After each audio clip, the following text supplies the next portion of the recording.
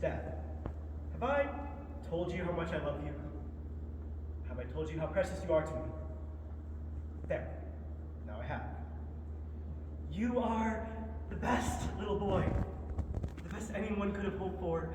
I love you so much. Yesterday morning, something happened. And that's why I'm writing you today instead of Mother. Fathers and sons need to talk more than they do. A lot of us are so afraid of showing our emotions, but I never want us to be like that. This is so hard, Nikki. It's the hardest thing I've ever had to say to anybody. The grief that comes with losing a loved one can be very difficult to deal with. Whether you see it coming or not, it's still painful. Imagine losing the one thing you've lived your life for, your entire family. To cope with that immeasurable amount of grief, people resort to all sorts of mechanisms, like writing to them, or imagining they're still alive. Suzanne's Diary for Nicholas by James Patterson. Mommy was going to the store to pick up your birthday present. Your beautiful framed pictures. She was incredibly happy. She looked so pretty, deeply tanned and toned from all her walks on the beach. I remember seeing her leave, and I can't get that image out of my head. Suzanne had such a beautiful smile on her face. She was dressed in a yellow jumper and a gauzy white blouse, and her blonde hair was full of curls and swung with her body as she walked. She was humming your song, Whistle a Happy Tune. I should have gone to her. Should have kissed her goodbye. Should have hugged her in my arms, but I just called out, love you. And since her arms were full, she blew me a kiss. Oh, Nikki, how can I say this? How can I write these words?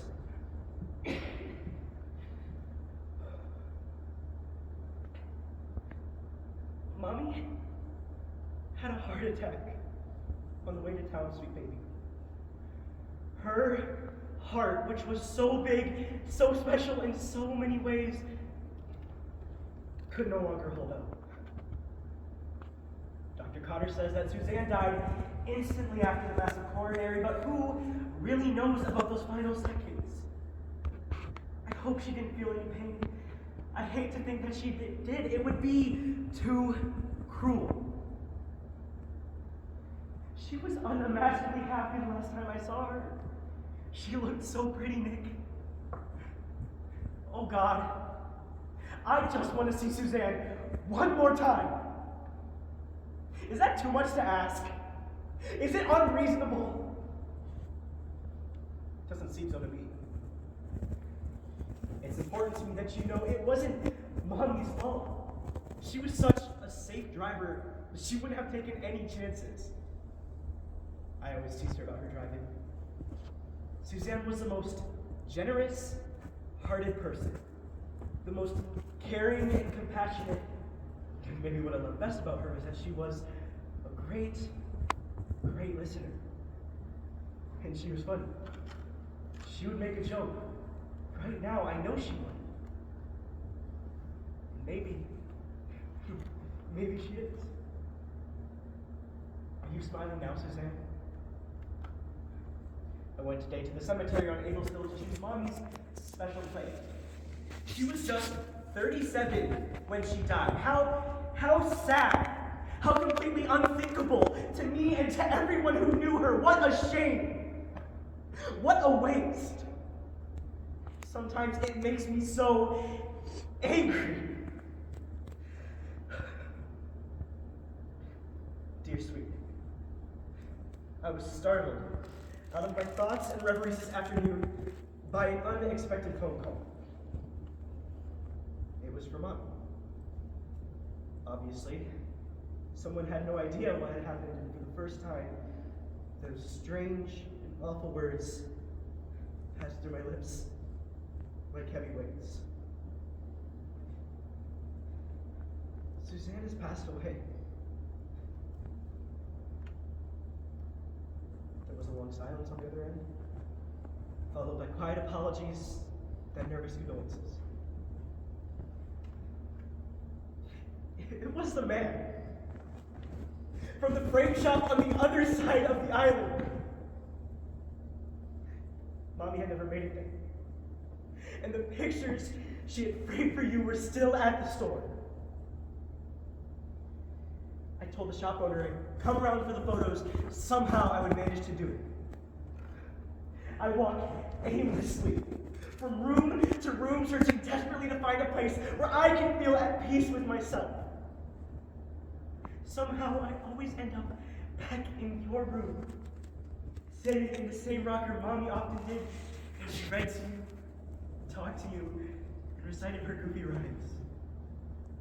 So, I sit here now, looking at the pictures of us I finally picked up this afternoon. We're all sitting in front of the Flying Horses carousel on a perfect blue sky afternoon. You're wedged between us, Nick. Mommy has her arms around you, and her legs crossed on mine. You're kissing Mommy, I'm tickling you, everyone is laughing, it's just so beautiful. Nicholas, Suzanne, and Matt. Forever one. I pull the cord on your music box, and it begins to play Whistle a Happy Tune. I love this song, Nikki. I reach into your crib and touch your sweet cheek. I tussle your golden blonde hair, always so soft and fragrant. I wish I'd listened to Mommy, never cut it. I place my index fingers in both your small hands and let you squeeze. You're so strong, buddy. I listen to your beautiful laugh, and it almost makes me laugh. Whistle a Happy Tune continues to play. Oh, my dear, darling little boy. I remember Mommy leaving that afternoon. I called out, I love you. Then she blew me a kiss. Then she crinkled up her nose the way that she does. You know what I mean? You know that look of hers. Then she gave me your famous wink. And her arms were full because